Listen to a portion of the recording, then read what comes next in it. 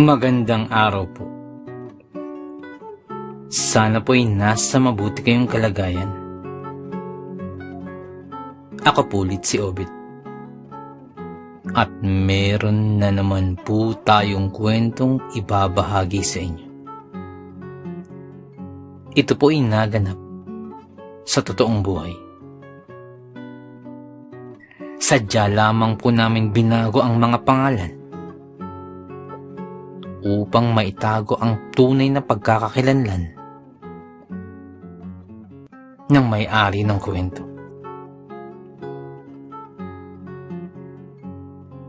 Pakinggan po natin.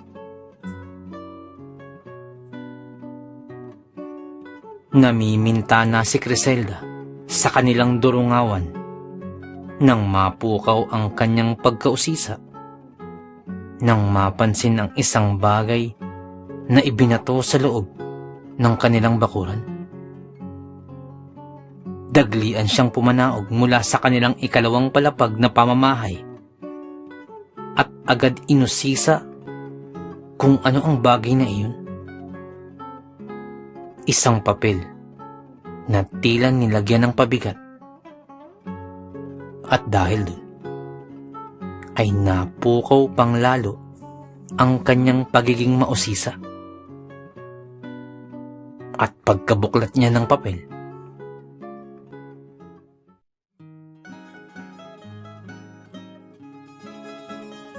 Magandang araw. Sana ay nasa mabuti kang kalagayan. pabalat bunga mula sa isang sulat na ibinato sa loob ng bakuran. Doon pa lamang napagtanto ng dalaga na isa yung liham. Biglang nanlaki ang mga mapupungay nitong mga mata at tila nagkulay makopa ang magkabila nitong pisngi dala ng pagkabigla. At itinuloy pa ang kanyang pagbasa. At nang makita ang dulo ng liham, ay bigla na lamang itong napahalakhak.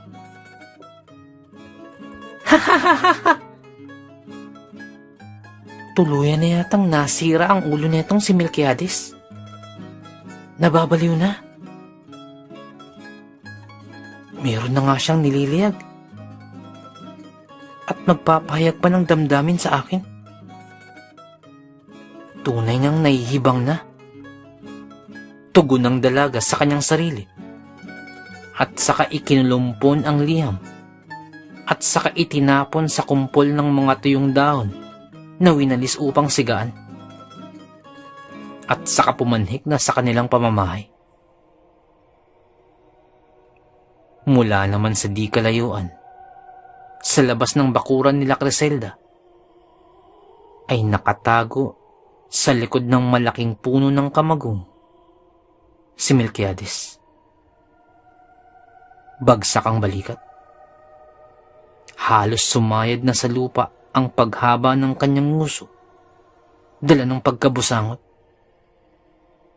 At tila walang salitang maibulalas, ngunit banaag sa kanyang muka ang sakit at pait ng kalooban. Kitang-kita niya kung papaanong lamukusin ni Criselda ang liham na matyaga niyang pinagpuyatan at buong pusong inilahad ang kanyang saloobin upang itapon lamang sa sigaan. Nilagyan niya pa ang liham ng katas ng bulaklak ng kampupot upang magkaroon ng mabangong halimuyak habang binabasa. Subalit ang lahat ng iyon ay nabaliwala na lamang. Nasa sigaan na ang liham na kanyang matyagang ginawa. Wala namang ibang mapagbuntunan ng sisi ang binata, kung hindi ang tanggapin na lamang ang mapait na katotohanan na hindi siya gusto ng kanyang babaeng napupusuan. Kung sa bagay, hindi naman na ito bago sa kanya. 5 kadalagahan na mula sa kanilang pamayanan at paaralan ang bumigo sa kanyang puso. At pang-6 na, si Criselda.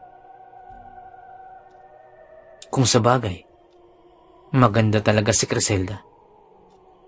Kahali-hali na at may kaya ang pamilya. Kung kaya't marami ang nagkakandara pa. Subalit hindi rin naman madedehado ang babae kung sakaling iibigin niya si Melquiades, sapagkat maganda din naman ang tabas ng kanyang muka. Bagamat may kapayatan ng binata, ay kakikitaan din naman ng kakisigan. At magalang sa mga kababaihan. Kung tutuusin, ay kinagigiliwan siya ng kanyang ibang mga kamag-aral na pawang mga kababaihan. At ang iba ay lihim na humahanga sa kanya. Kaya nga lamang ay sa tuwing magkakaroon siya ng napupusuan at tatangkain niyang umakyat ng ligaw at magpahayag ng kanyang damdamin, ay lagi siyang binibigo. Isa lamang ang nakikita ni Melquiades na dahilan, at walang iba kung hindi si Veron. Si Veron ay ang kababata ni Melquiades, kapitbahay, at iisang paaralan din ang kanilang pinapasukan sa kanilang pamayanan. Mula elementarya hanggang mataas na paaralan.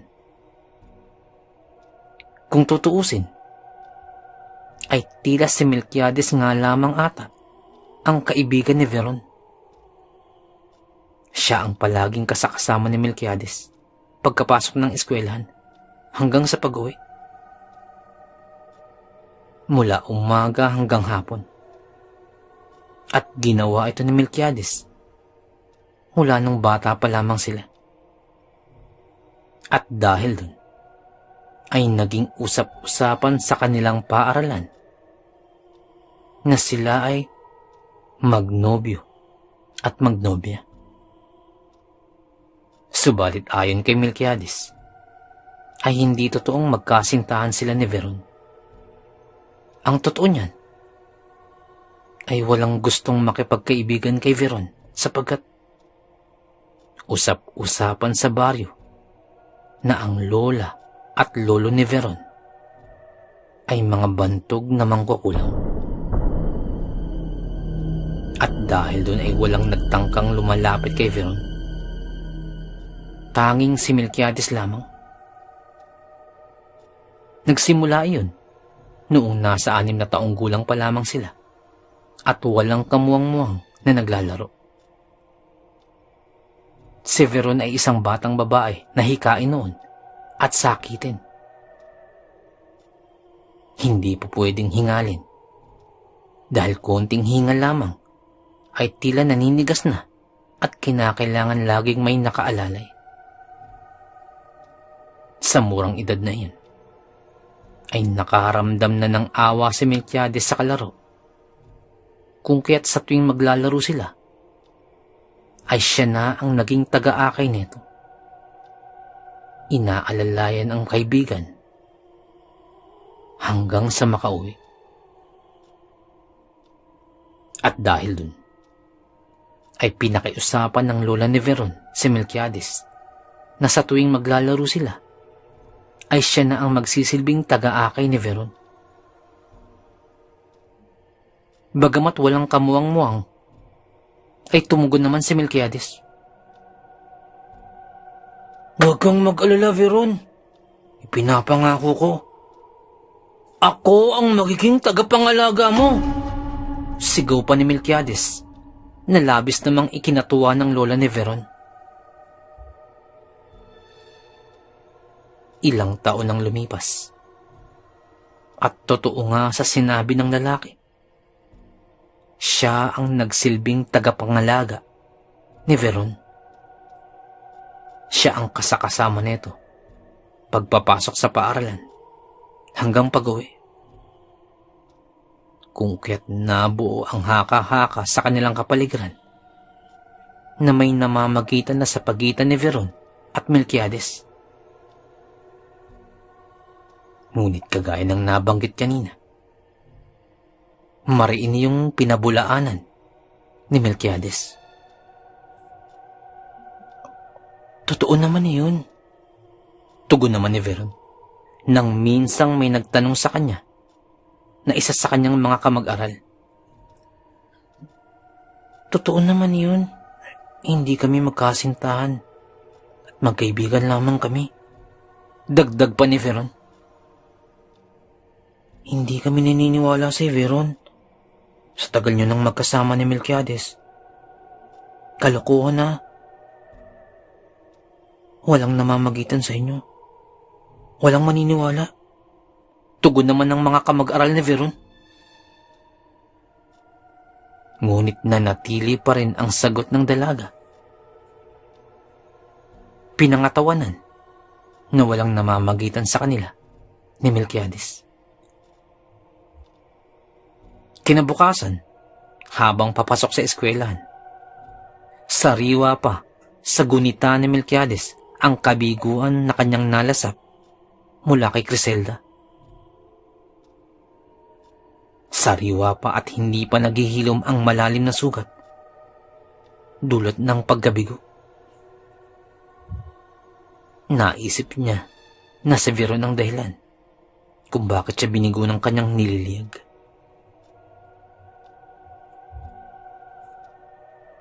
Naisip niya na si Veron ang dahilan kung bakit siya binigo ng kanyang nililiyag. Kung bakit kasi ginawa ko pang mangako sa lolo ni Veron. Sambit ni Melquiades sa kanyang isipan. Mabuti pa siguro.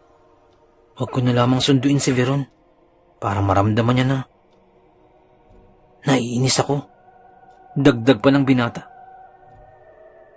Subalit sa tuwing gagawin niya iyon, ay bigla niyang maaalala si Veron na kahit sa konting lakad lamang ay nakakaramdam ng hingal at halos sikain na. Hindi pwede. Kawawa naman siya. Paano na lamang kung may mangyari dun? Kawawa naman si Veron. At isa pa, paano na lamang kung malaman ng lola niya na sumira ako sa pangako? Baka gawin pa akong isang palakano. Sa isip-isip ni Melquiades. Kung kaya't pabukang liwayway pa lamang at pasilip pa lamang ang haring araw, ay nasa tapat na ng bakuran ni Veron si Melquiades. Nag-aantay sa paglabas ng dalaga upang sila ay sabay na pumasok na sa paaralan. Pagkakita ni Veron sa binata, ay hindi na ito nag-aksaya pa ng oras at pumanaog na ito at lumabas na ng bakuran. Binati ni Veron si Melquiades, subalit tumango lamang ang binata bilang tugon at hindi umimik. Habang naglalakad, ay tahimik lamang ang binata na hindi pangkaraniwan sapagkat madalas itong magkwento ng kung ano-ano habang sila ay naglalakad. Sa kalagitnaan ng kanilang paglalakad, ay napansin nito ni Veron. Bakit ang tahimik mo? Masama ba ang iyong pakiramdam? Tanong ng dalaga. Nakatungo lamang ang binata at bahagyang umiling habang patuloy pa rin na naglalakad. Baka naman hindi ka pa nag-aagahan. Dapat ay sinabi mo muna. May bagong saing doon kanina. At may pinaksiw na isda. Muling sambit ng dalaga. Subalit bahagyang iling lamang ang itinugon ni Melquiades, kagaya kanina. Napakunot noon na lamang si Veron at napataas ang kilay habang sinusuri si Melquiades kung ano na ba ang nangyayari dito. Dahil doon ay hindi na rin umimik si Veron na tila nagmumuni-muni.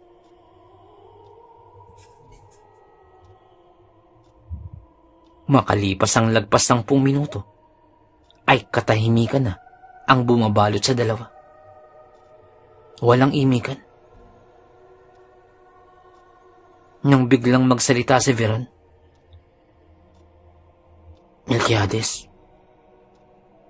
huwag nang pangihinayangan ng babaeng iyon. Maganda nga siya. Subalit, hindi naman kagandahan ang kanyang ugali." Biglang sambit ni Veron. Dahil doon ay biglang napatingin si Melquiades kay Veron at tila nabasag ang hindi mapukaw-pukaw na atensyon ng binata. "Paano mo nasabing hindi kaganda ng ugali niya?" Nagtatakang tanong ni Melquiades. "Paano kung hindi masasabi yun? Sapagkat hinusgahan ka agad niya ng walang matibay na basihan. Masasabi mo bang mabuti ang ugali ng isang tao nang hindi ka hinahayaang magpaliwanag at huhusgahan ka na lamang?" Sambit ni Veron. Dahil doon ay napamulagat si Melquiades sa mga sinabi niyo ni Veron. Hindi niya sukat akalain na makakapagpahayag ng ganun si Veron. Nagpatuloy pa sa pagsasalita si Veron. "Nasisiguro ko, binigo ka na naman ng iyong nililigawan. At ang dahilan niyan ay ako, hindi ba? Kaya kung talagang mabuti ang kalooban ng babaeng yan, ay dapat inalam niya muna ang totoo, hindi ba? Dapat ang katotohanan ang inaalam niya." Dagdag pa ni Veron. Dahil doon ay tila nabuhusan ng malamig na tubig si Melquiades at pansamantalang naalog ang lulugo-lugo nitong isipan. "Kaya wag mong pangihinayangan ng ganong klaseng babae. Makakatagpo ka pa ng mas higit pa at mas karapat-dapat. Dapat nga matuwa ka at magpasalamat ka sa akin sapagkat ngayon pa lamang ay nakikilatis mo na ng husto ang iyong gustong ligawan. Dapat siguro, sa susunod na may ligawan ka bayaran mo na ako ng salapi. Dahil makikilatis mo na naman ang babae na yun nang walang kahirap-hirap." Biglang sambit pa ni Veron. Dahil doon ay biglang lumitaw ang napakatipid ng ngisi ng binata at naalis ang pagkabusangot na muka na kagabi pa ay daladala ng binata. "Aba, matindi Ako pa ang magbabayad. Dapat akong bayaran mo sapagkat nagmistulan na nga akong gwardiya sibil mo sa pang-araw-araw. Hindi lamang gwardiya, kargador pa." Tugon pa ng binata. "Aba, ibang usapan na yun. Nangako ka kay Lola na magiging tagapangalaga ko, hindi ba? Kung kaya't kalabisan na yun kung ikaw ay maniningil pa. At isa pa, hindi mo ba naisip na ikaw lamang ang bukod tanging lalaking nakakalapit sa akin? Maliban doon ay wala na. Doon pa lamang ay masyado ka nang nakalalamang sa karamihan. Pagkatapos ay may gana ka pang maningil. Aba. May pagkapilong tugon naman ni Veron sa binata, habang bahagya pa itong nakapamewang. Dahil doon napahalakak na lamang si Melquiades at tuluyan na ngang nawala ang pagkabusangot nito. "Tama ka, Veron. Dapat hindi ko siya panghiniyangan. Pero teka, paano pa lang naalaman ng mga bagay na yun? Wala naman akong Tanong pa ni Melquiades, sapagkat hindi niya pa yun na ikukwento kay Veron. Ngumiti lamang si Veron na may pagkapilya ang dating at hindi natuluyang sinagot ang katanungan ni Melquiades. Ngunit nagsalita pang muli si Veron, ngunit sa pagkakataong ito ay nakataas na ang kaliwang kilay. Pero huwag na huwag mong magawa ang manligaw ng sabay-sabay, ah. Huwag na huwag mong gagawin yung Melquiades. Dahil pag nalaman ko yun, lintik lamang ang walang ganti. Sambit pa ng dalaga. At biglang napaisip ang binata. Oo nga pala. Angkan nga pala sila ng mga mangkukulam. At siguradong may kakayahan ang kanyang mga lola na malaman ng mga ganong bagay. Sambit ni Melquiades sa kanyang isipan. Dahil doon ay sa isang iglap, naibsan ang bigat na dinadala ng binata at biglang gumaan ang paligid at nagpatuloy na sila sa paglakad patungo sa eskwela. Nung nasa paaralan na sila, habang recess time, ay nag-uusap-usap sina Melquiades at ang iba pa nitong mga lalaking kaklase. Bulong-bulungan sa mga ito si Melquiades. Melquiades, hangang-hanga ako sa'yo. Alam mo ba? Biruin mo yun, mayroon ka ng kasintahan, nagagawa mo pa rin makapanligaw ng ibang babae. Pinapahanga mo ako. Sambit pa ng kaklase nitong si Goryo. Tama ka, Goryo. Pambihira itong si Melquiades. Parang may agimat sa babae. May gayuma ka bang taglay? Sambit pa ni Alberto. Kaya nga, napakalakas ng loob ng kahit na... At hindi na itinuloy ni Romeo ang kanyang sasabihin. Nang biglang sumabat naman sa Melquiades. Sino bang tinutukoy yung kasintahan ko? Si Veron? Dahil doon ay halos sabay-sabay na nagsipagtanguan ng mga kaklase nito. Para lamang sa inyong kaalaman, hindi ko kasintahan si Veron. Magkaibigan lamang kaming dalawa. Totoo yun, tugon ni Melquiades. Totoo ba yung sinasabi mo, Melquiades? Tanong ni Goryo. Oo naman, at bakit naman ako magsisinungaling? Tugon naman ni Melquiades. Ganun ba? Ang totoo niyan eh. Alam mo, Melquiades, ay matagal na akong humahanga kay Veron.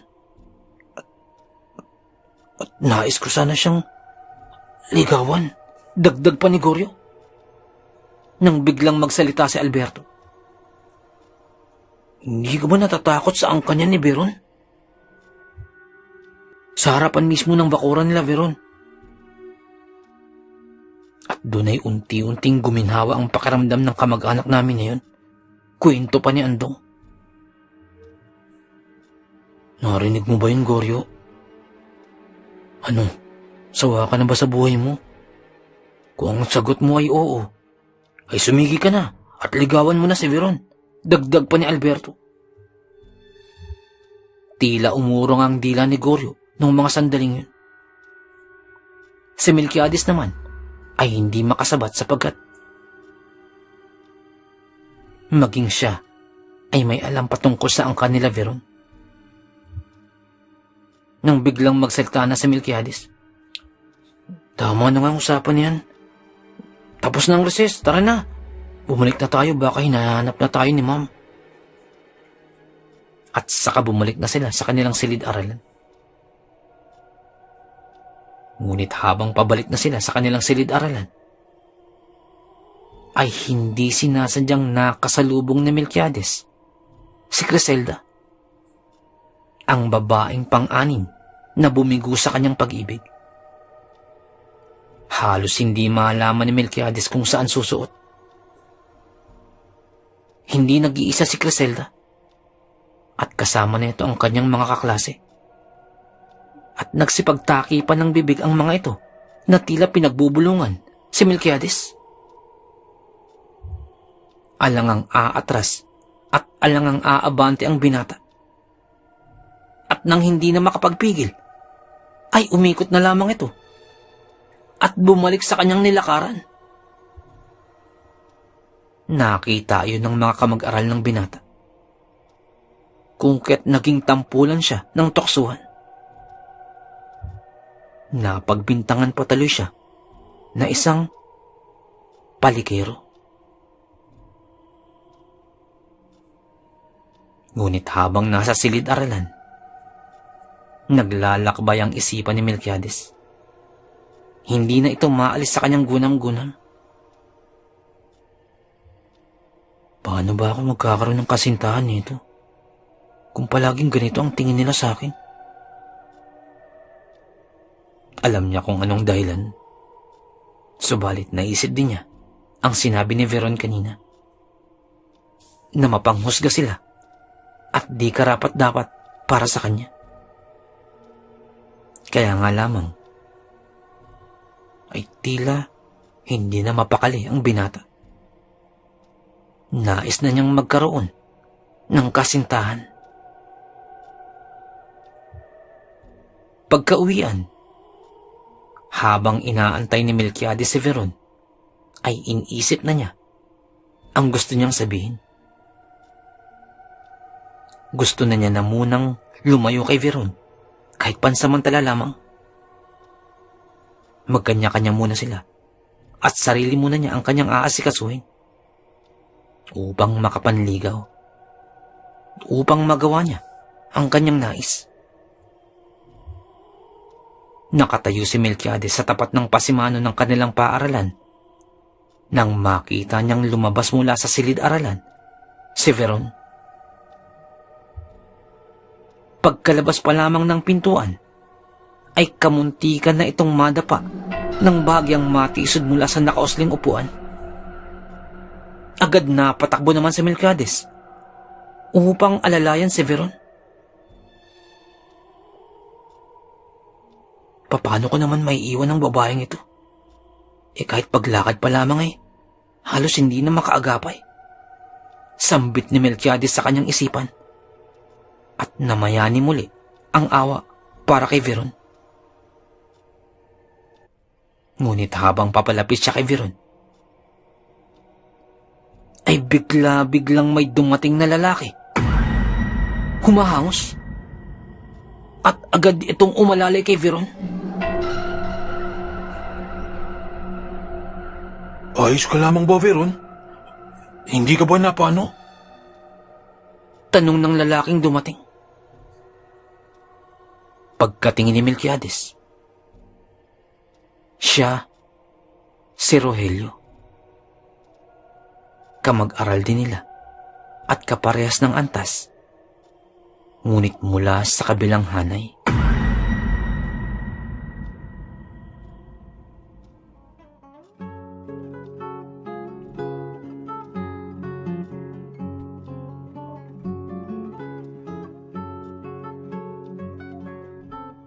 Kaagad humangos patungo sa tabi ni Veron ang kanilang kamag-aral na si Rogelio at tangkang tutulungan ang dalaga.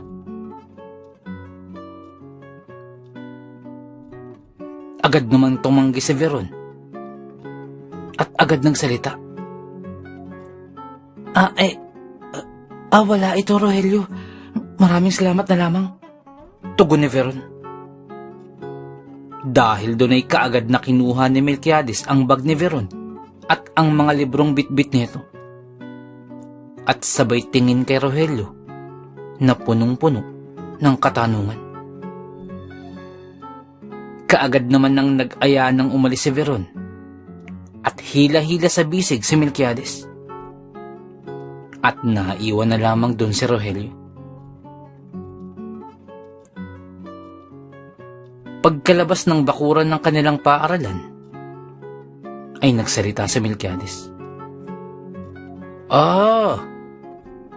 Ano yung nakita ko na yun? Mukhang may naniningalang pugad. Sambit ni Melquiades. Nawari ay nang iinis kay Veron. Tigilan mo nga yan. Anong naniningalang sinasabi mo dyan? Baka tuluyang pumilipit ang liig nun. Sambit pa ni Veron. At sabay humalakak naman si Melquiades. Yaon naman pala. Si Rogelio naman pala yun. Sa tingin ko ay meron ng maghahatid at sundo na sa iyo. Maliban sa akin. Sambit pa ng binata. Nang biglang napatigil sa paglakad si Veron. Ano ang iyong ibig sabihin? Ibig sabihin mo ba na hindi mo na ako ihahatid? Hindi mo ba nakita kanina na paglabas pa lamang sa pasimano ay kamuntikan na akong matalisod? Maaatin mo bang matalisod ang kagaya ko? Wala kang awa, Melquiades. Sambit ng dalaga. At tangka pa ito na parang nagmamaktol. Papasagot na sana si Melquiades nang muling magsalita si Veron. At isa pa, nangako ka kay Lola. Baka nakakalimutan mo na ang iyong pangako. Ang pangako ay hindi napapako. Bukod pa ron, wala akong nagugustuhan riyan kay Rogelio. Kahit patagalungsod yan. Dagdag pa ni Veron. Dahil dun, ay napatahimik na lamang si Melquiades. Ngunit pangisi-ngisi ito na parang nangiinis. Pagdating sa bahay nila Veron, ay naroroon ang kanyang lola. Ang kinatatakutang mangkukulam sa kanilang lugar. Habang inaantay na lumapit si Veron upang magmano. Nang biglang ipinukol ng lola nito ang tingin kay Melquiades. Tinawag ng matanda si Melquiades. Dahil doon ay nakaramdam ng kaba ang binata. Naisip nito na baka gawin na siyang palaka ng lola ni Veron. Maraming salamat sa iyo, iho. Ngunit sana ay habaan mo pa ang iyong pasensya at palagi mong aalagaan at babantayan ang apo kong si Veron.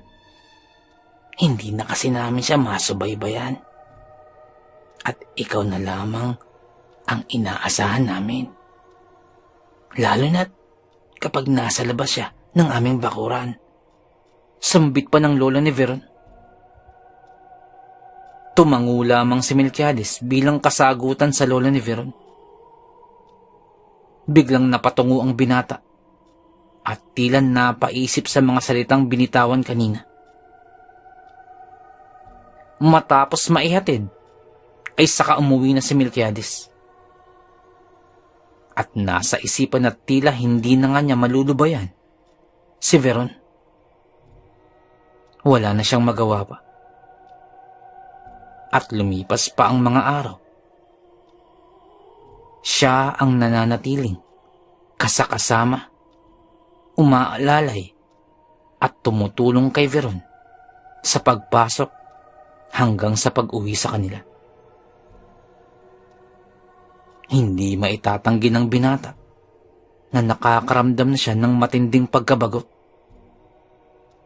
Ngunit hindi niya na lamang ito pinapalata bilang pagtupad sa pangakong binitawan. Mga sumunod na araw ay nakita ni Melquiades si Rogelio. Siya yung lalaking umalalay kamuntikan na kay Veron. Nasa tingin ni Melquiades ay may pagtingin kay Veron. Hindi naman siya nakakaramdam ng selos ayon sa kanya. Ngunit agad niyang nilapitan ang kamag-aral at kinausap. Nang makita naman siya nito, ay tila aligaga si Rogelio at para bang gustong tumakbo. Kung kaya't agad itong hinarang ni Melquiades at hinaltak sa balikat. Rogelio! Nakita kita. At alam ko, iba ang tingin mo kay Veron. Usapang lalaki lamang. Nauunawaan ko na may gusto ka kay Veron. Ngunit kung sakaling manligo ka kay Veron,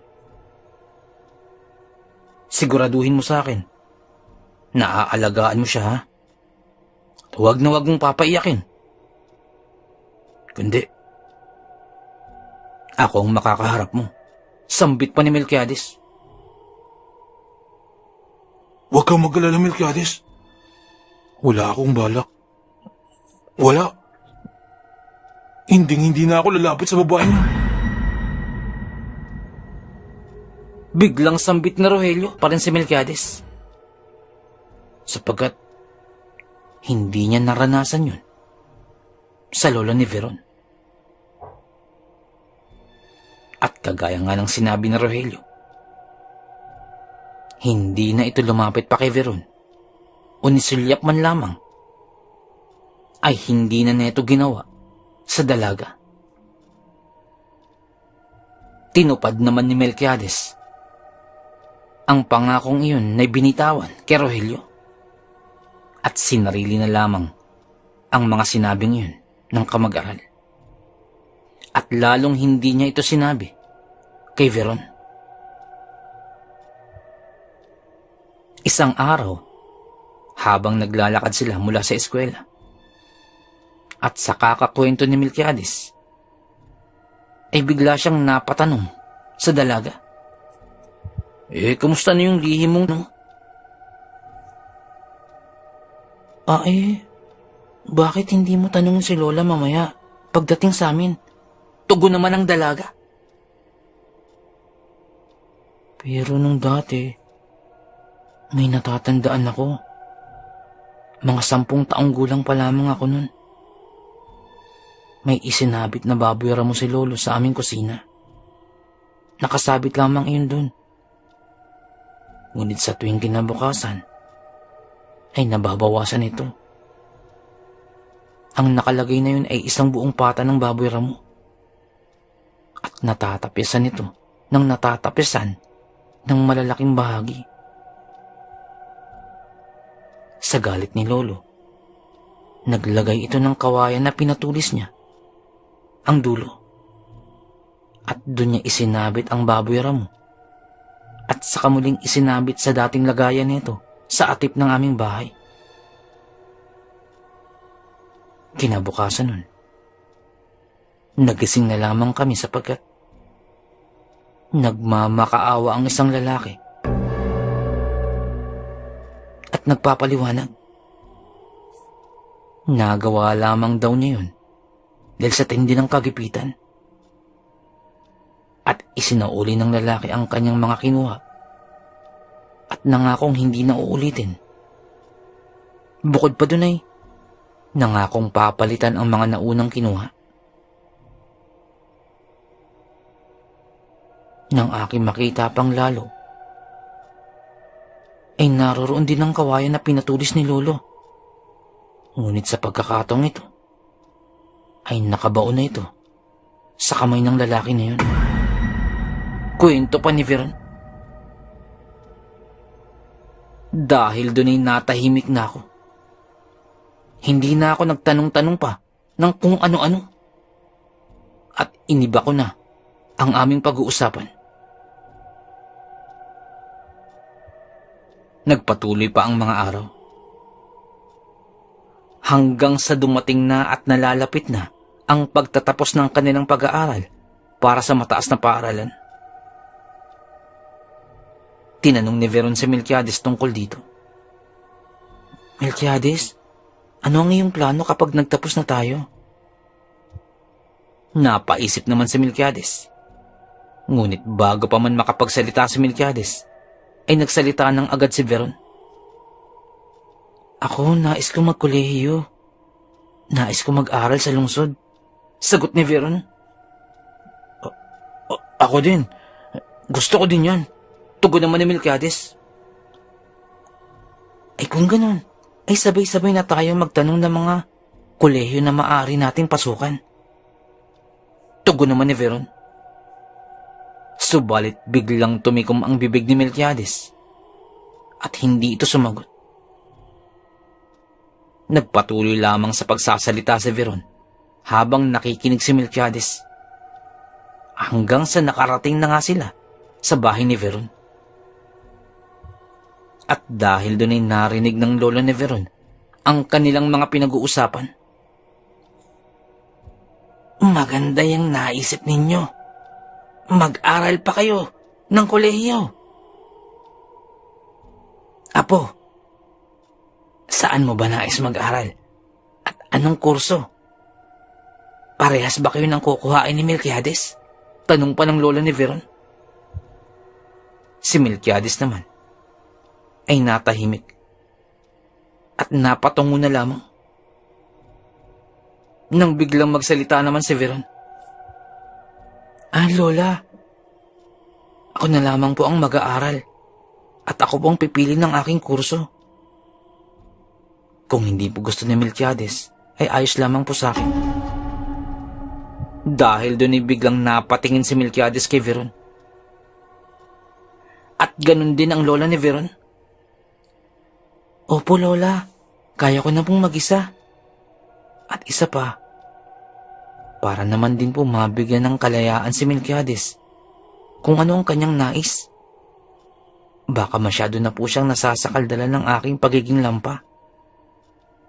At para naman magkaroon din ako ng pagkakataon na makakilala ng ibang kaibigan.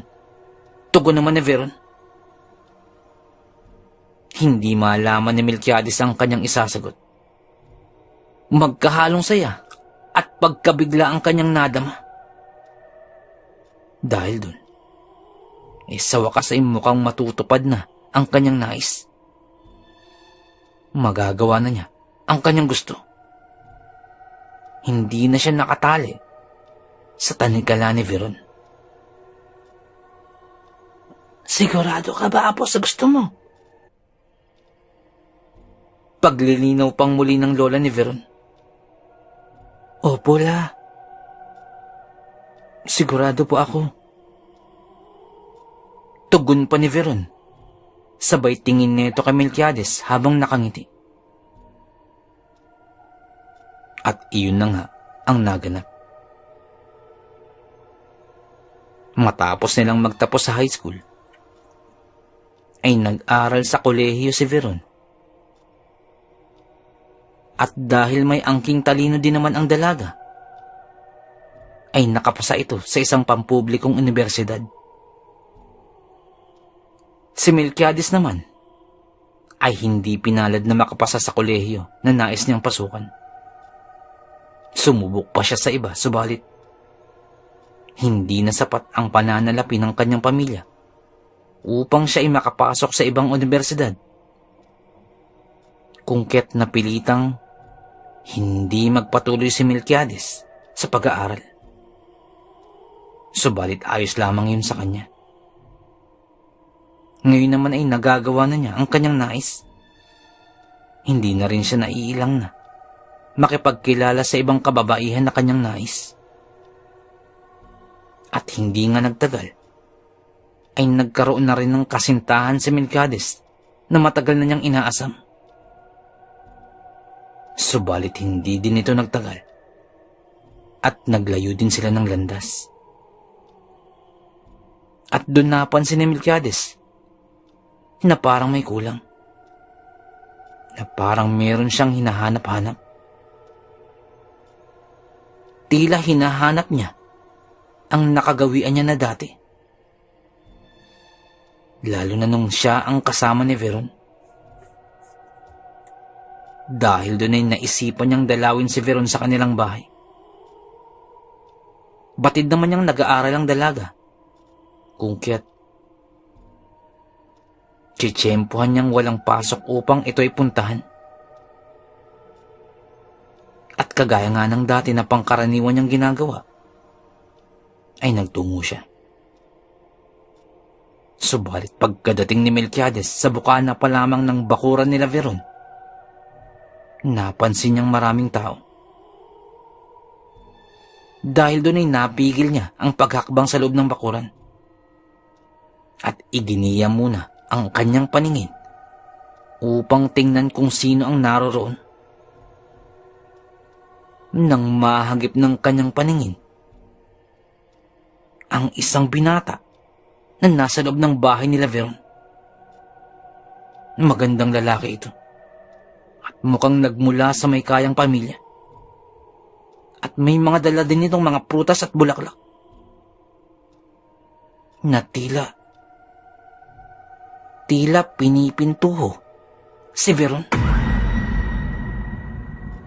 Nung mga sandaling yun ay bigla na lamang napayuko si Melquiades. Tila nakaramdam ng hiya para sa kanyang sarili.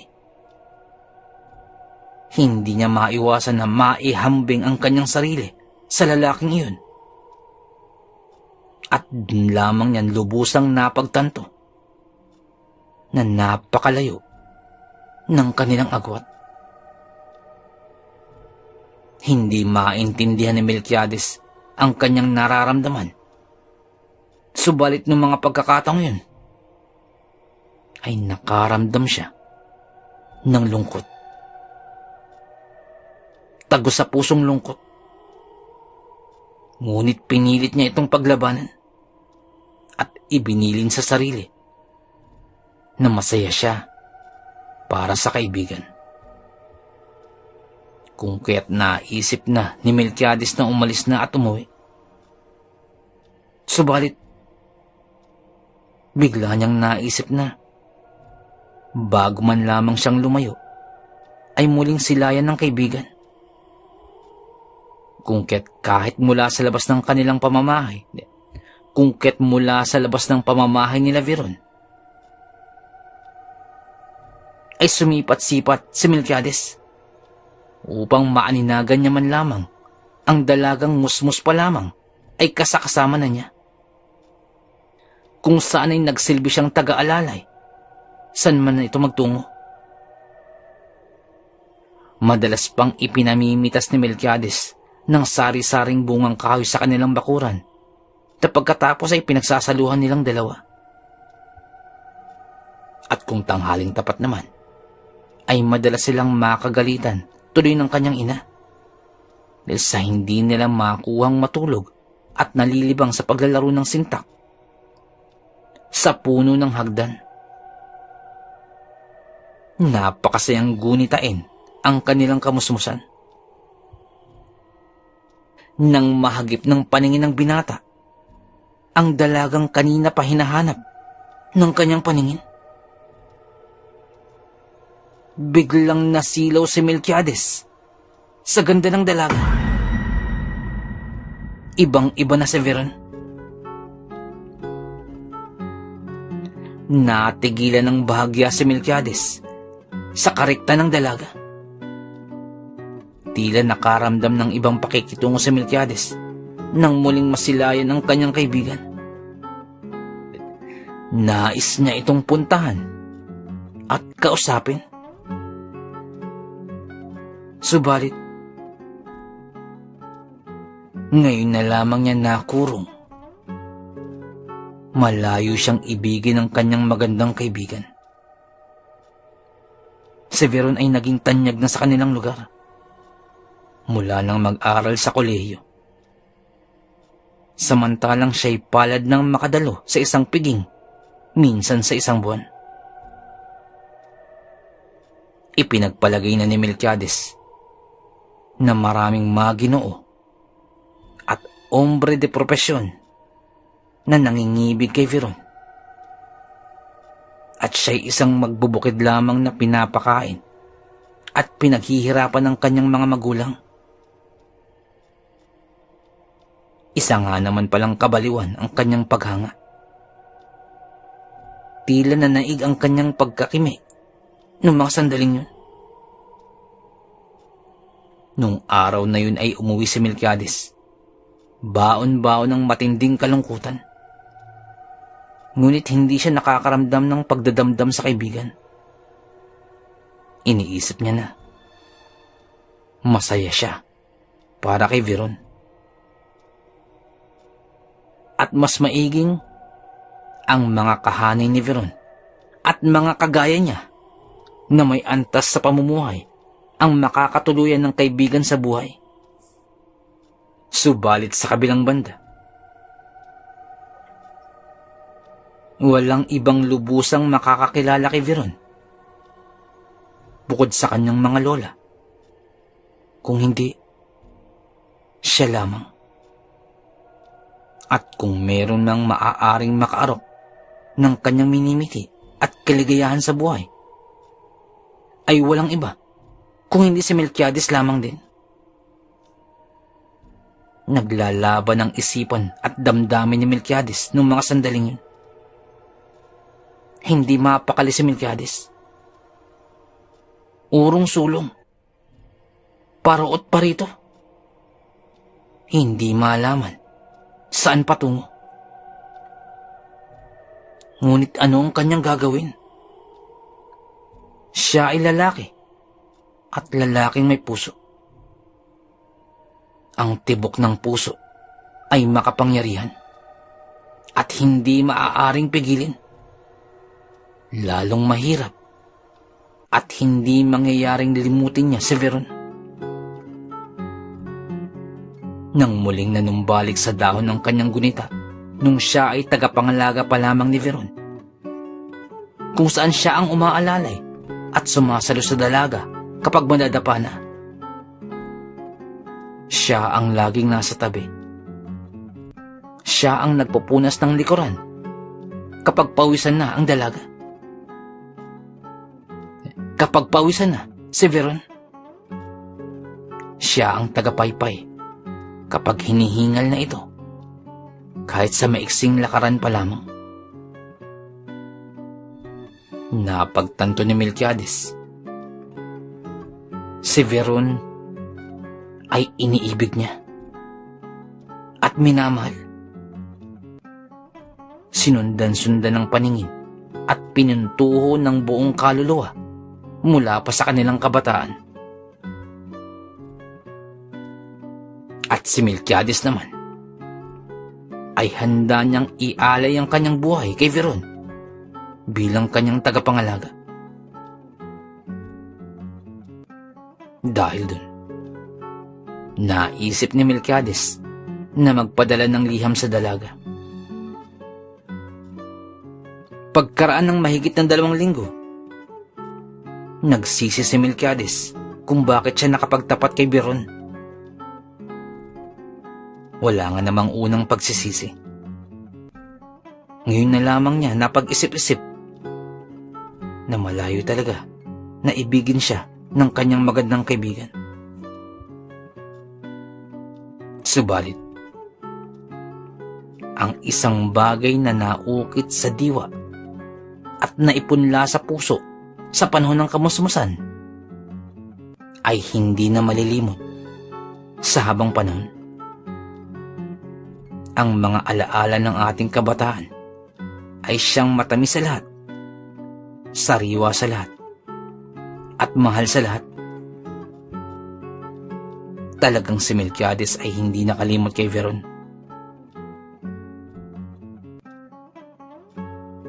Ewan nga lamang niya kung bakit naparami na sa isip ng dalagang iyon ang kanilang kahapong lipos sa kaningningan ng mga murang guni-guni at masamyu sa pabango ng kawalang malay. Wala nang masakit na alalahanin na gaya ng mga alaalang nagbabalik sa gunam-gunam ni Melquiades. Ngayon siya'y nasa gitna ng luha at lungkot.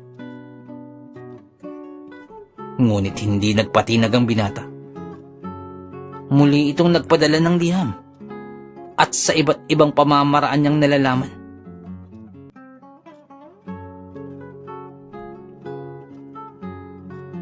Nang hindi nagtamo ng tugon ang kanilang ikalimang sulat ni Melquiades kay Veron,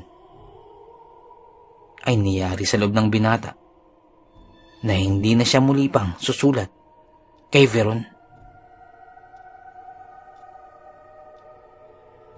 Ngunit sa kanyang kaibuturan na sana ay muli siyang mapagbigyan at mapagsilbihang muli ang dalaga kasama ang umalalay dito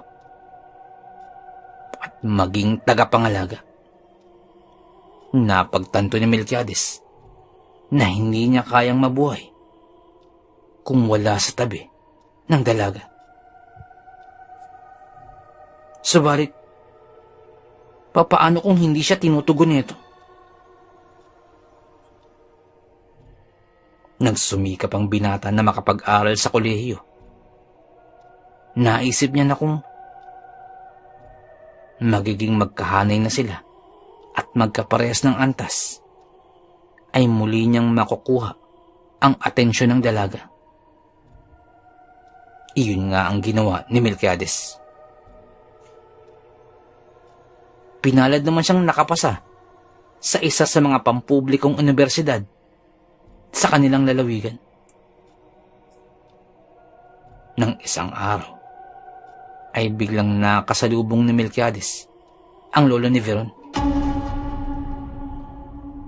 "Iho, kamusta ka na?" tanong ng lolo ni Veron. At sinagot naman yun ni Melquiades ng buong paggalang. "Maayos naman po, la. At nag-aaral na rin po ako ngayon sa isang universidad, kagaya po ni Veron." "Ay, kamusta na nga po pala si Veron?" tugon ni Melquiades. "Bakit hindi ka na dumadalaw sa bahay?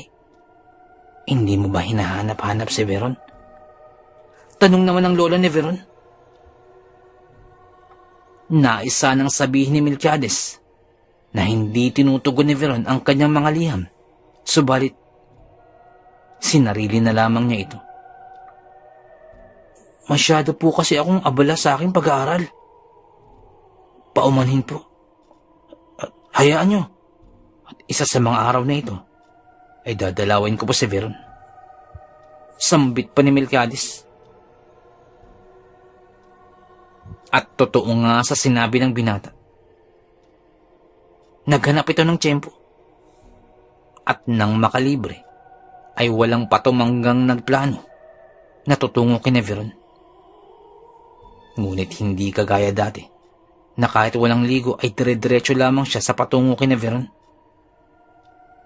Sa pagkakataong ito, ay naligo ng todo si Melquiades. Sa pagkakataong ito, ay naligo ng todo si Melquiades. Naghilod ang kanyang buong katawan. Nang hiram pa ng mga pamada sa kanyang ama, para naman maiplansya ng maigi ang buhok at magmukhang kaaya-aya naman sa harap ng nililiyag. Isunuot na rin ni Melquiades ang pinakamamahal na damit na polo na sa tuwing Pasko lamang at pistahan niya lamang isinusuot. At nang humarap sa salamin, unti-unti nang nabubuo ang tiwala ni Melquiades sa kanyang sarili. Ngunit bago pa siya tumulak kina Veron, nagdala pa ito ng isang bayong na prutas at mga bulaklak. Habang naglalakad, tila nagsasalita itong mag-isa at kinakabisado ang mga bagay na gustong sabihin kay Veron. Hanggang sa nakarating na nga si Melquiades sa bakuran. Nang bigla akong mapatakbo,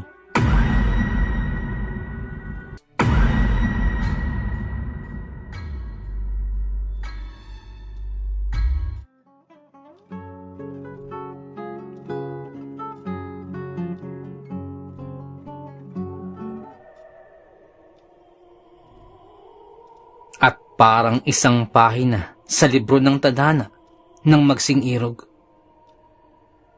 ay unti-unting nagkamalay si Veron nang maramdaman na naroroon si Melquiades.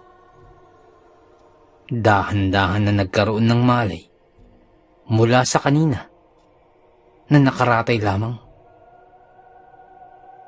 At halos kaalinsabi nun ay nagsipag-atrasa naman ang mga kalalakihan na kanina ay nakapaligid sa bahay nila Veron. Paatas ang mga ito na tila may iniiwasan, na parang nasisilaw ang mga ito, na tila naiinitan na hindi mawari. Umatras ng umatras ang mga ito hanggang sa tuluyan na ngang lumayo. Tunay nga yatang ang binata ang tagapangalaga ni Veron. Kaganapan ng mga binitawang salita ng lola ni Veron. Parang isang halaman na unti-unti namang nagkaroon ng buhay mula sa patak ng ambon, mula sa sangkalangitan.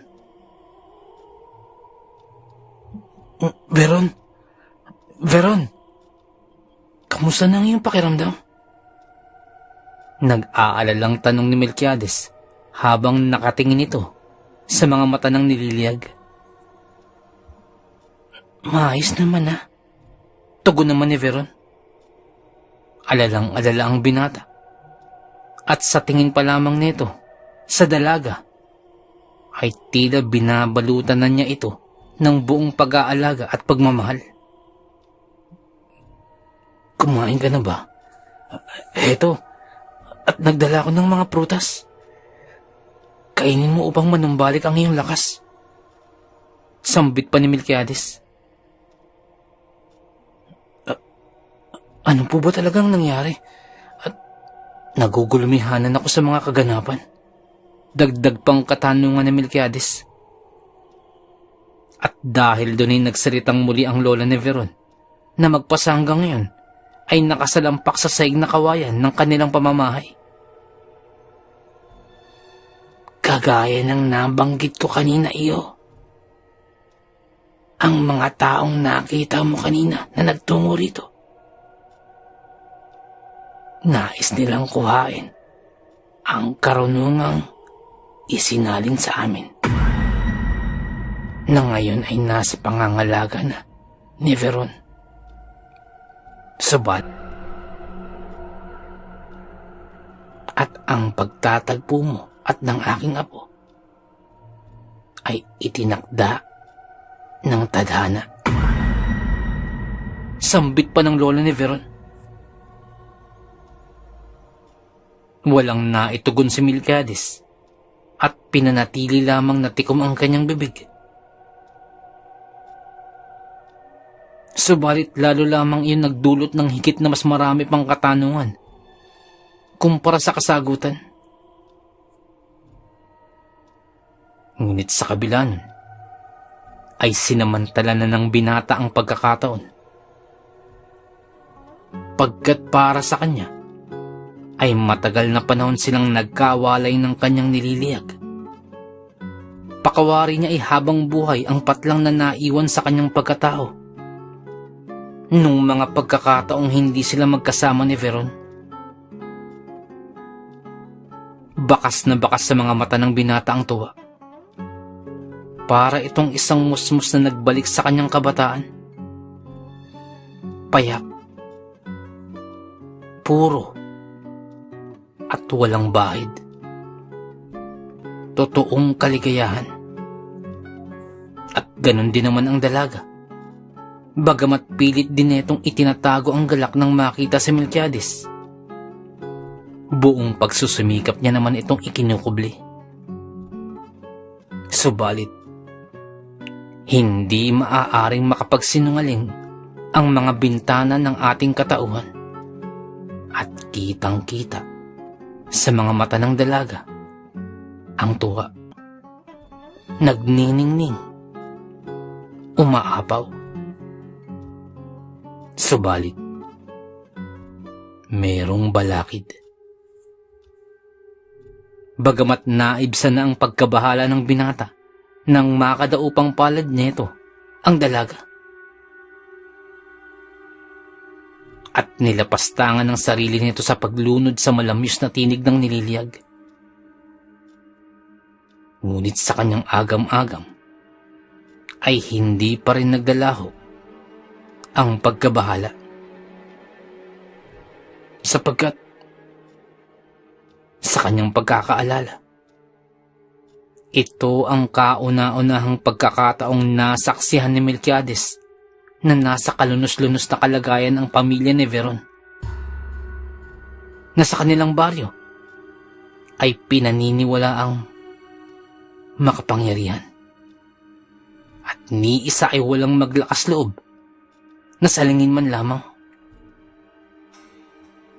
Kitang-kita niya kung papaano nagmukhang kaawa-awa ang lola ni Veron. Nakasalampak sa sahig na parang walang kalaban-laban.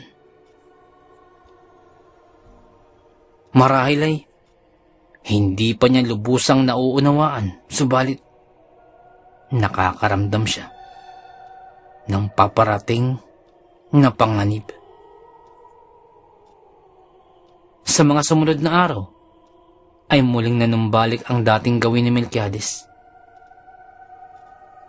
Bagamat parehas na silang nag-aaral sa kolehiyo, ay pinilit ni Melquiades na paglaanan ng oras si Veron. Siya muli ang tagahatid, tagasundo, at alalay ni Veron. Masarap ito sa pakiramdam ni Melquiades. Tuwang-tuwa siya na muling magkasama silang muli ni Veron. Ganon din naman si Veron. At unti-unti na rin namang nanunumbalik ang sigla ni Veron. Hanggang sa lumipas na ang mga araw. Isang araw ay may nagtungo sa bahay nila Melquiades at hinahanap ang kanyang ama na si Mang Piding. "Piding! Magandang araw!" Tawag mula sa bakuran ng isa sa kanilang mga kapitbahay. "Magandang umaga naman. Butit dumating ka na. Kanina pa kita inaantay." Tugon naman ng tatay ni Melquiades. At kaagad pumanaog si Mang Piding. At mukhang may pupuntahan nga sila ni Mang Insyong.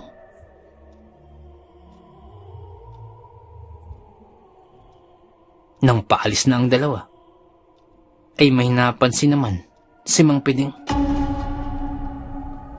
"Insyong, ano ba yung nasa paanan mo?" "Ay, wala yan. Nasabit lamang kung saan-saan." Tugon naman ni Mang Insyong. Patungkol ito sa sugat na nakuha niya sa kanang binti. Napansin din ito ni Melquiades. Tila pangkaraniwang sugat lamang, ngunit may kalakihan ito. At nagpatuloy na nga sa pag-alis si Mang Piding at Mang Insyong. Maya-maya pa'y sinundo naman na ni Melquiades si Veron upang pumasok na sila sa eskwelahan. Habang naglalakad, ay kagaya ng dati ay nagkukwentuhan ng dalawa. Nang mahagip ng paningin ni Melquiades si Mang Procopio, na kapitbahay din nila.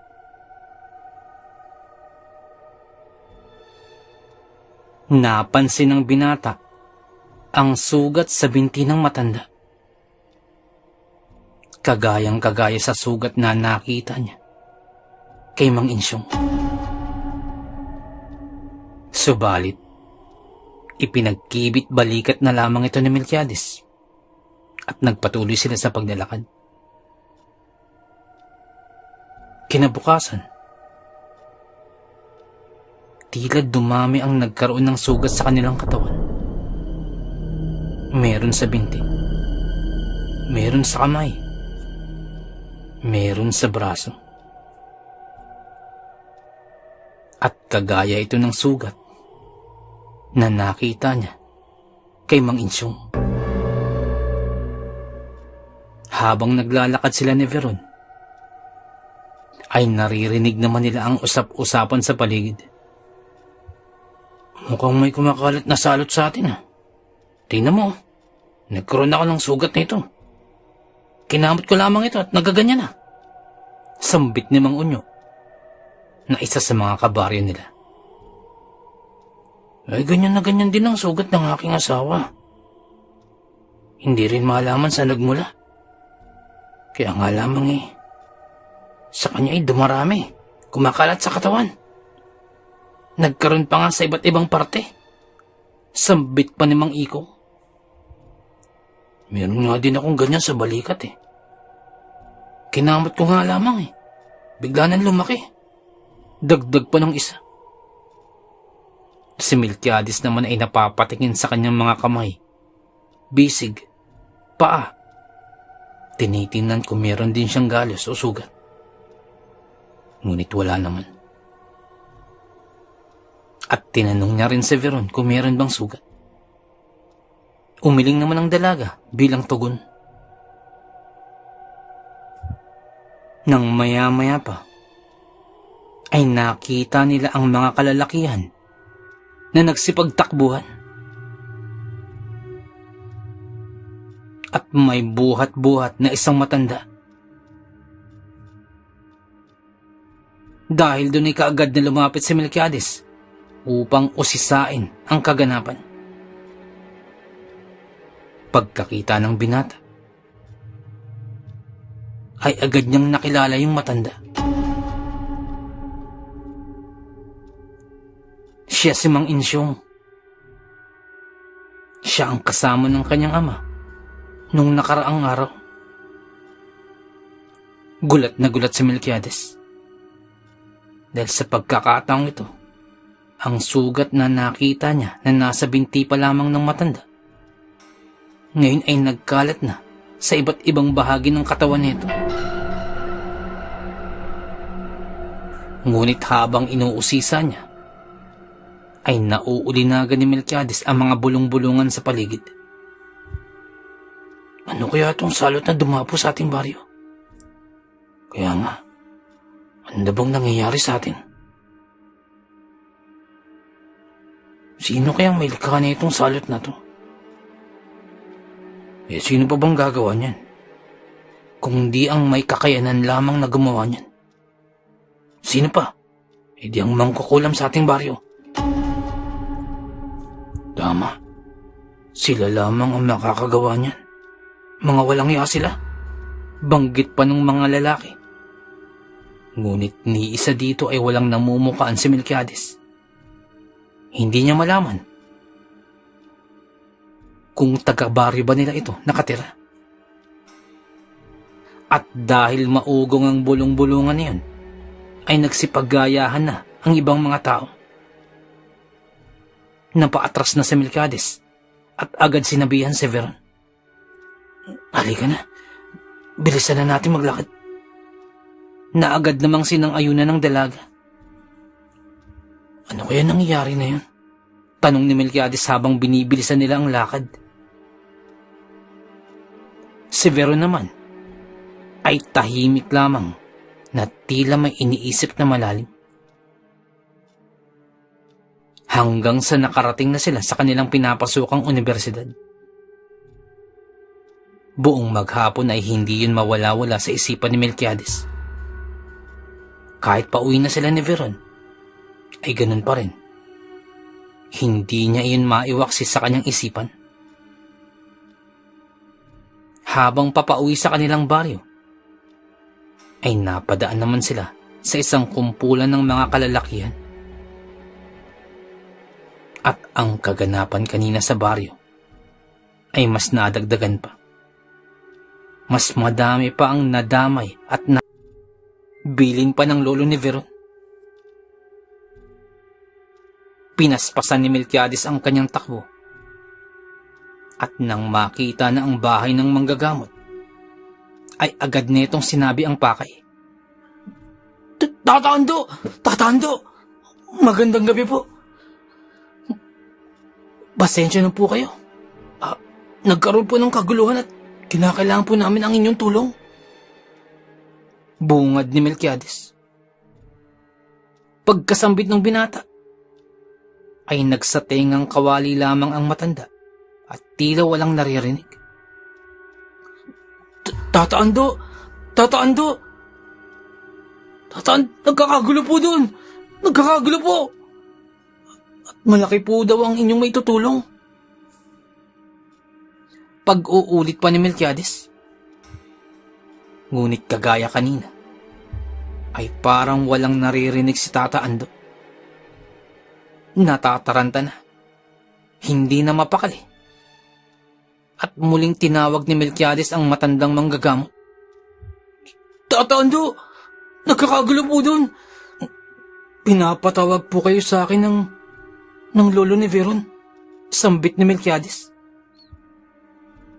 Pagkadinig ay napatigil sa ginagawa si Tata Ando. Ano ka mo, iyo? Tanong ng manggagamot. Ang lolo po ni Veron, pinapatawag po kayo. Pinapatawag po kayo sa akin. Malaki daw po ang maitutulong ninyo. Pag-uulit pa ng binata. Hindi na nagtanong pa ang matanda. At kaagad sumang-ayon na sasama kay Melquiades. Ngunit bago lumabas ng bahay, ay may kinuha ito parang lalagyanan at nilagay ang kanyang mga gamot at kung ano-ano pa. At saka nagmadaling tumungo pabalik sa bahay ni Veron kasama si Melquiades. At sa kalagitnaan ng kanilang pagbalik, ay nauulinagan na nila ang ingay. Malamang ay mula ito sa mga kalalakihang nais manggulo sa harap ng bahay nila Veron.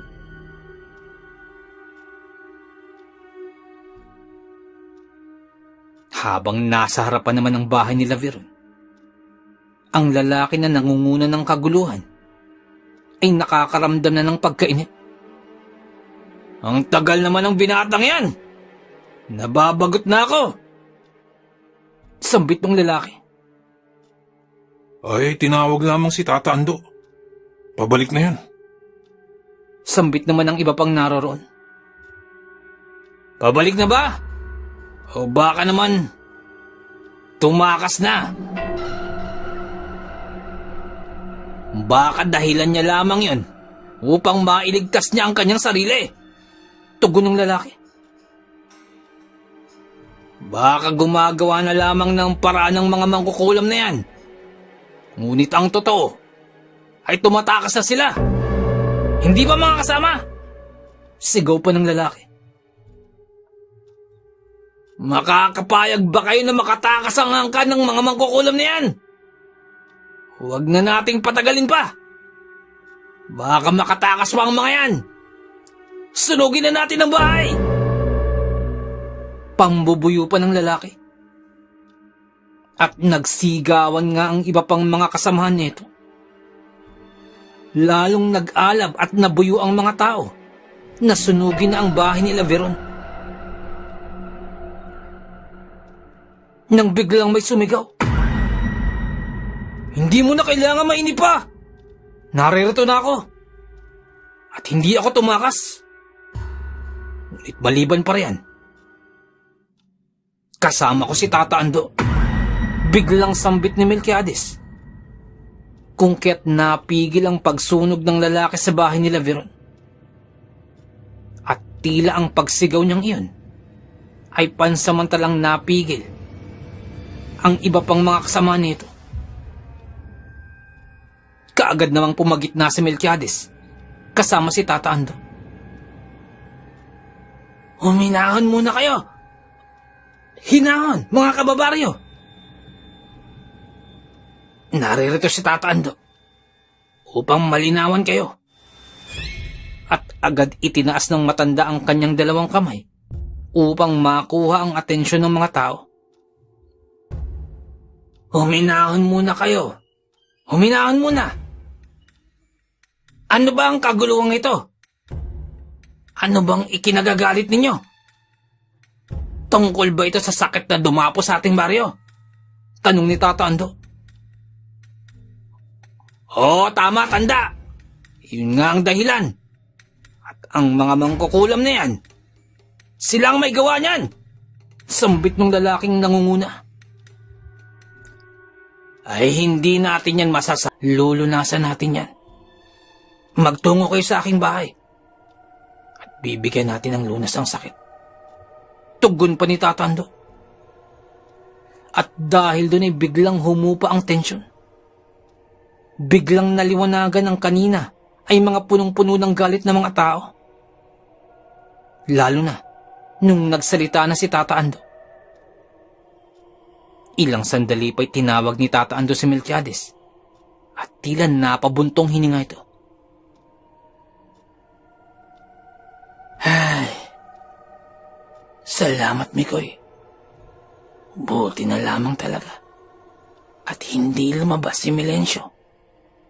Salamat Mikoy, sambit ni Tata Ando na patungkol sa lolo ni Veron.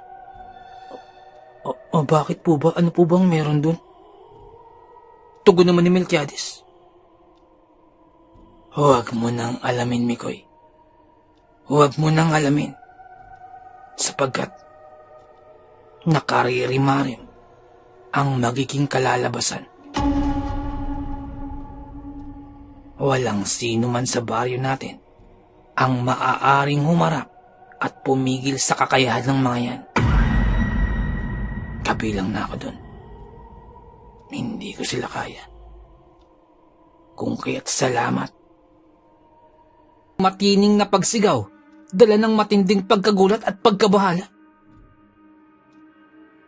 At napatungo na rin si Aling Insyang sa tabi ni Mang Melencio upang alalayan ng asawang malubhang nasugatan. Nang magsalita si Mang Melencio, "Huwag niyo akong intindihin! Insyang, ituloy mo ang iyong ginagawa. Hindi sila maaaring makapasok dito. Hindi!" Sambit pa ni Mang Melencio na mauulinagan sa kanyang boses ang matinding sakit na nararamdaman. Subalit mas pinili pa rin ng matandang lalaki ang lumaban. "Apo, magtalokbong ka! Magtalokbong ka! Huwag mo akong intindihin! Huwag mo akong intindihin! Bilisan mo! Naririyan na siya! Nasa labas!" Sambit pa ni Mang Melencio kay Veron. Si Veron naman ay pilit pinigilan ng kanyang sarili sa pagbuhos ng kanyang damdamin. At paimpit itong tumatangis at hindi matanggap na sa kanyang harapan ay dumadanas ng matinding pasakit ang kanyang mahal na lolo. Pinilit pa rin maglakad ni Mang Melencio palayo sa pintuan. Makalipas ang ilang hakbang, ay lalong napahiyaw si Mang Melencio. At kung kanina ay natitiis pa niya ang sakit, subalit ngayon, ay sagad na hanggang buto ang pasakit na tinatamasa ng kanyang may katandaan ng katawan. Bagamat pinipilit lumaban, ay madidinig ang matinding pag-atungal ni Mang Melencio. Dala ng umuukil-kil na sakit na nanunuot sa kanyang kaibuturan. At kasunod nun, ay biglang umugong ang paligid. Parang may buhawing paparating at umuugong ito. At dahan-dahan ay nararamdaman ang pagyanig ng lupa. At habang papalapit ito, papalakas ng papalakas ang pag-ugong. At siya namang lalong pamimilipit ni Mang Melencio. Hanggang sa hindi na nito matiis pa. At napatiklop tuhod ito habang namimilipit sa sakit na kanyang tinatamo. Hindi na nakayanan pa ni Veron ang bugso ng damdamin. At bumuhos ang luha. Dala mula sa kanyang maningning na mata, nadulot ng pait at pasakit na dinadanas ng kanyang lolo. Pakiramdam ni Veron ay tila pinupunit ang kanyang pagkatao sa unti-unti at dahan-dahang parusang nasasaksihan ng kanyang lolo. Ngunit mariin pa din ang bili ni Mang Melencio na manatili si Veron na nakatalokbong sa telang itim. Ngunit hindi na talaga nakayanan pa ni Veron ang kanyang damdamin.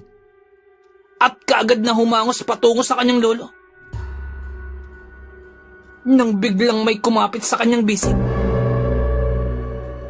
Pagkalingon ni Veron ay ang kanyang lola. Maring hinawakan sa bisig si Veron ni Aling Insyang. Wala itong binanggit, ngunit pagkatingin ni Veron ay umiling lamang si Aling Insyang at mababasa ni Veron ang buka ng bibig ng kanyang lolita si Lucio. Naingat na inilapag ang katawan ni Veron. Wala na itong malay. Tumatangis ang lalaki. Habang buong pagmamahal at buong pag-iingat na inilapag ang hindi na gumagalaw na katawan ni Veron. Sino kang tampalasan ka? Biglang tanong ni Lucio habang nakatitig sa lalaki. Hindi tumugon ang lalaki at nakatuon lamang ang kanyang tingin sa dalaga. At nang hindi tumugon ang lalaki, ay nag-uumapaw ang galit ni Lucio at pinasugod ang mga sigbin na nasa kanyang paligid.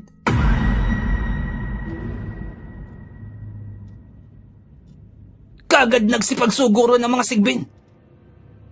Subalit papalapit pa lamang ang mga ito sa lalaki, ay biglang naglaho na ang mga sigbin na nagmistulang mga ulan na naglaho sa harap ng matinding sikat ng araw.